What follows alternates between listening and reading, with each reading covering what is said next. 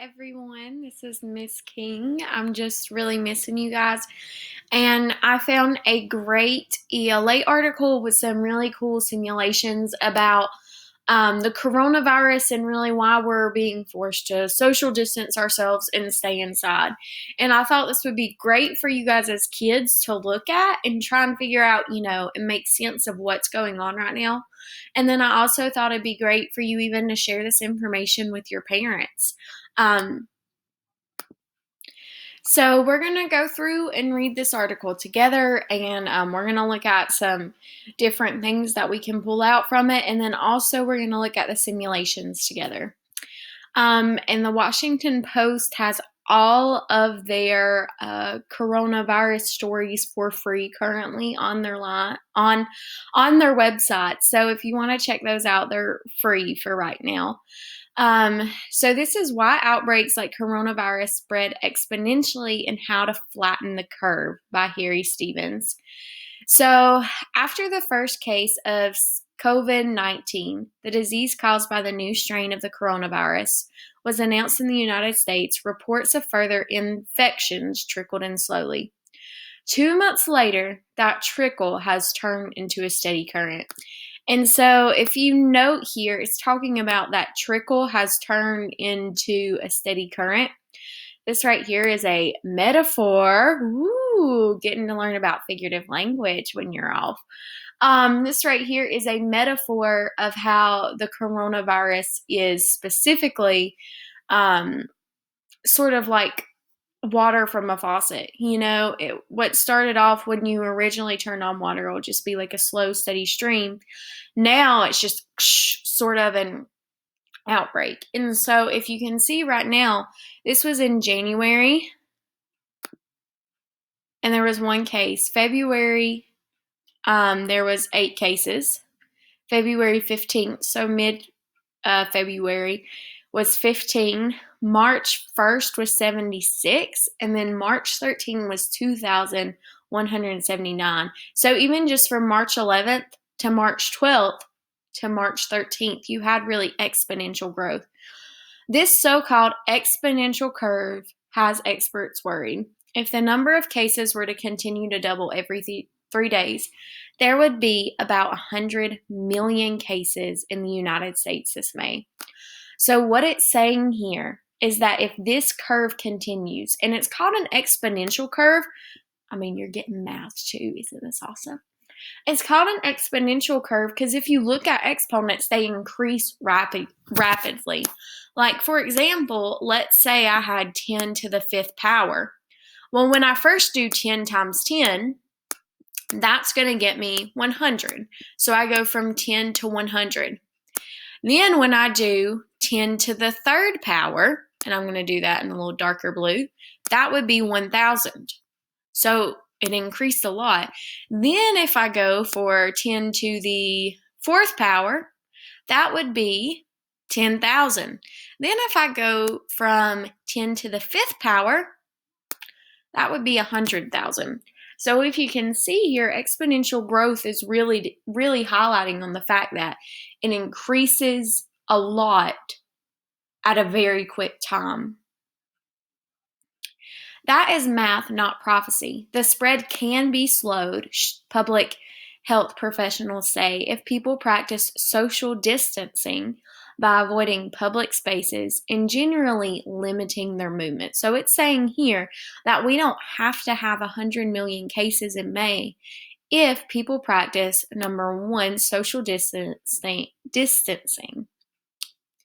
Still, without any measures to slow it down, COVID-19 will continue to spread exponentially for months. To understand why, it is instructive to simulate the spread of the fake disease through a population.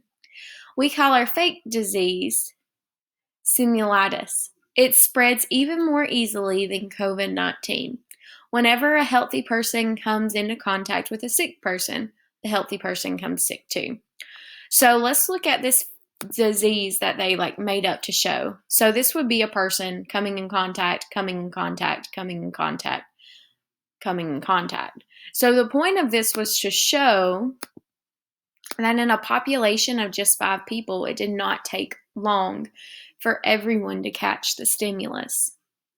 In real life, of course, people eventually recover. A recovered person can neither translate stimulus to a healthy person nor become sick again after coming in contact with a sick person. So if I'm looking here, that's their simulation here. So it's showing this person, they transmitted it, then become healthy. Then they became healthy. When it comes back in context, everyone is recovered. So these two really show the difference of what time makes. So if we can wait for the cases that have it now, if they can wait till they're healthy, we'll stop the spreading a lot more. Let's see what happens when simulitis spreads in a town of 200 people. We will start everyone in a town at a random position, moving at random angle, and we will make one person sick. So I think this is really important to know that there's only going to be one person sick in this. Notice how the slope of the red curve, which represents the number of sick people, rises rapidly as the disease spreads, then tapers off as people recover. So this right here is 200 people in a town. And so as you can see, there's going to be one part where nearly every single person, which is right here, is sick. Then as we're going down, there's going to be more people that have recovered until finally everybody has covered. So please note that in this simulation, there is not even one healthy person. Everybody caught the disease. And so let's look at here. It goes up very rapidly, then it sort of goes down a little more steadily, but eventually it does level off to where it started.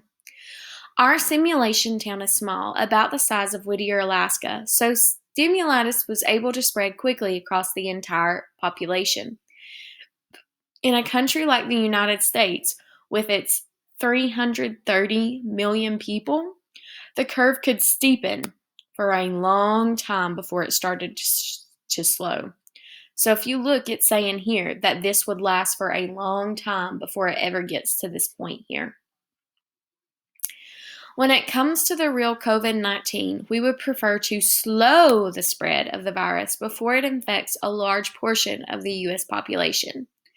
To slow it, let's try to create a forced quarantine, such as the one the Chinese government imposed on Hubei province, COVID-19's ground zero. So this ground zero here, oh, quit going thingy.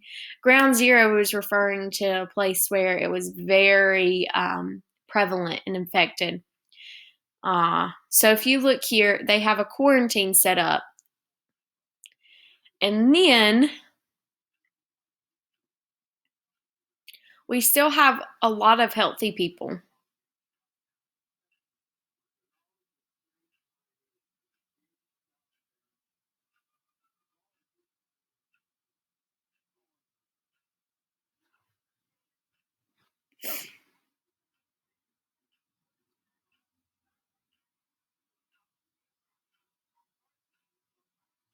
Okay.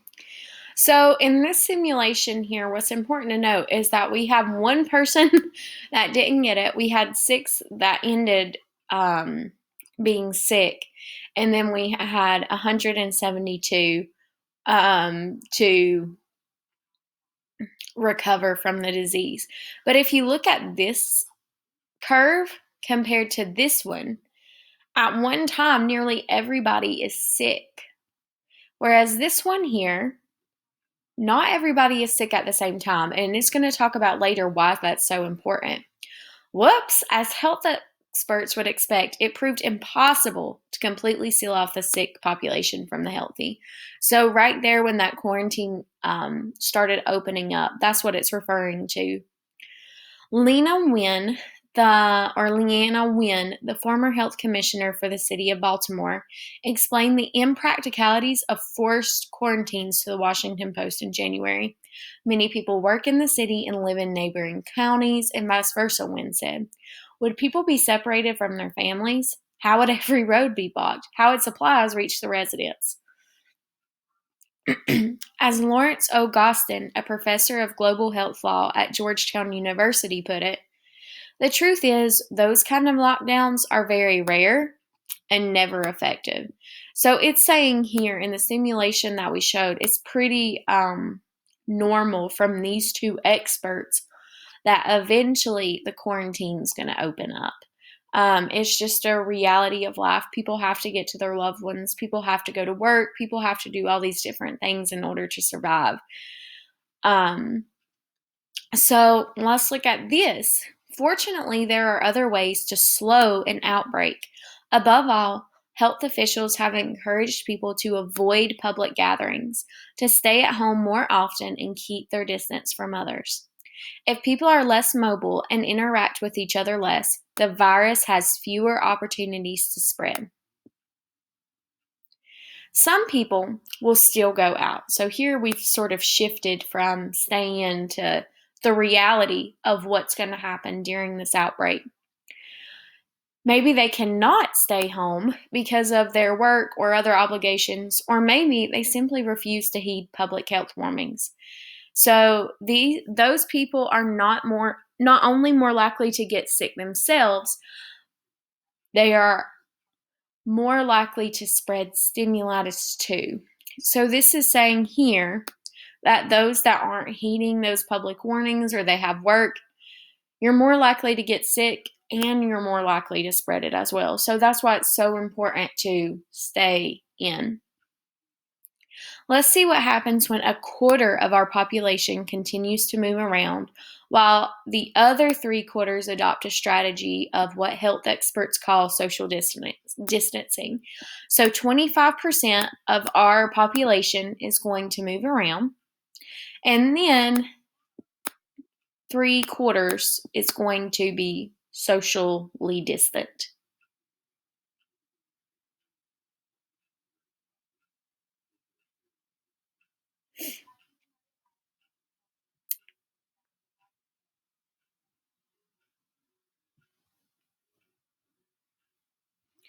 So if you see, we've already started the downslope of this.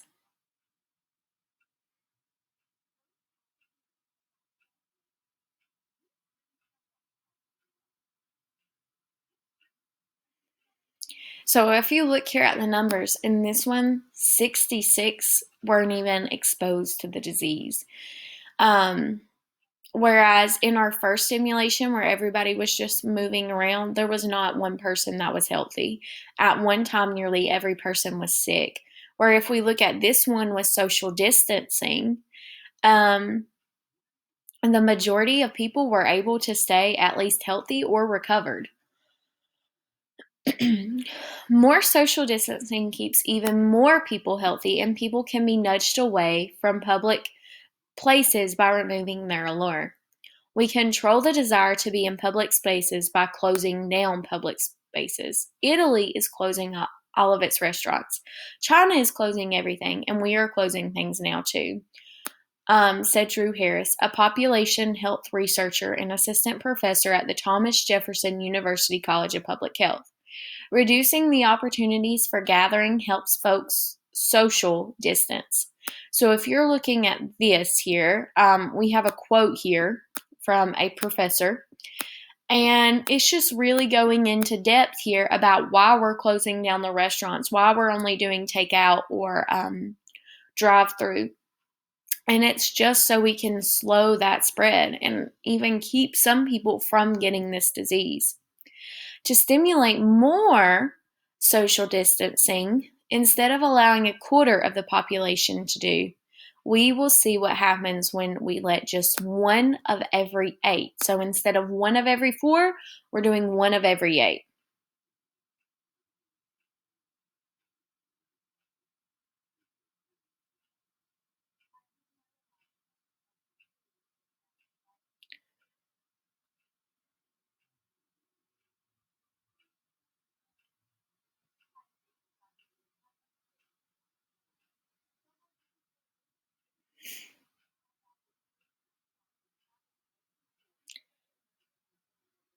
So, I mean, look at these numbers here, 115 were allowed to remain healthy, whereas with this social distancing, less than or around half of that were allowed to be healthy. And in quarantine, only one stayed healthy. And a free-for-all, no one stayed healthy. So if we're looking at this is a very effective way to control this disease. The 4 simulations you just watched, a free-for-all, so that was the first one we looked at with 0 healthy. An attempted quarantine, I think that had 1 healthy. Let's go back and see. Yes, only 1 stayed healthy in an attempted quarantine. Moderate social distancing had 66. And extensive social distancing had 1 in 15. Were random. That means the results of each one were unique to your reading of this article. If you scroll up and rerun the simulations, or if you revisit this page later, your results will change. Even with different results, moderate social distancing will usually outperform the attempted quarantine, and extensive social distancing usually works best of all. Below is a comparison of your results. So this is saying here, this is just using a bunch of math that even I don't understand, and I really don't care to understand. But it has a lot of algorithms and things that just go past my brain right now. And so every time you go to this page, it's going to be a little different. But the most part is these are representative of how social distancing and quarantining will work. If we look, this was free for all. Nearly every single person at one time got it. Attempted quarantine lowered it a little bit, but the majority of people still got it. Moderate distancing, it had a little less than attempted quarantine at a time, and extensive distancing really enabled everyone to prevent from having the disease. It's not COVID-19, and these simulations vastly oversimplify the complexity of real life. Yet, just as it spread through the networks of bouncing balls on your screen, COVID-19 is spreading through our human networks. Through our countries, our towns, our workplaces, our families. And like a ball bouncing across the screen, a single person's behavior can cause ripple effects that touch faraway people. And this is really talking about the impact of one person in this COVID-19 crisis that we're in right now. Everyone is a free person in this country, and then also everyone can do as they choose. But if we practice this extensive social distancing, then we're really going to make a change for our neighbors that can't fight it off so easily, like the elderly or people with immune disorders. In one crucial respect, though, these simulations are nothing like reality. Unlike simulitis, COVID-19 can kill. Though the fatality rate is not precisely known, it's clear that the elderly members of our community are most at risk of dying from COVID-19. If you want this to be more realistic, Harris said after seeing a preview of this story, some of the dots should disappear. And we can talk about numbers all we want, but I feel like these 2 paragraphs here transition from focusing on dots on a screen to actual real life people. And it's just like anything else that we do in life. Our decisions have consequences. And in a public health epidemic, your decisions can have consequences. And so I really urge you to take advantage of this time and look at it as an opportunity to change the world. You or your family's choice to not go out or to not try and go talk to a bunch of people or not crowd in a big gathering could save lives. And I've said before that this will be something that you'll remember for the rest of your life. I know I'm going to remember it for the rest of my life. So it's just really important that we heed what the government and what the medical experts say.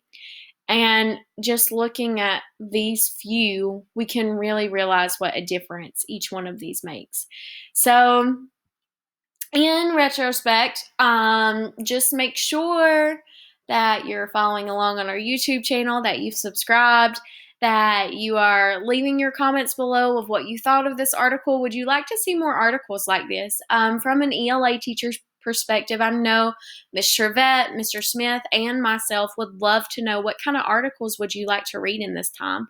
Do you like hearing about the coronavirus, or are you just tired of it and you want to get your mind off of it? And that's totally fine too. I just thought this article was really neat and it included math. So make sure that you're staying updated and make sure that you're keeping your academics a priority, because you all have grown so much in such a little amount of time. And we really want to focus on how best to help you. So let us know in the comments below, what kind of articles would you like to see next? Do you like learning about COVID-19, or would you like to sort of change it up and learn about something more light sometimes? Also, if you see any articles online and you want to email them to us, feel free to do that. We're here for you guys.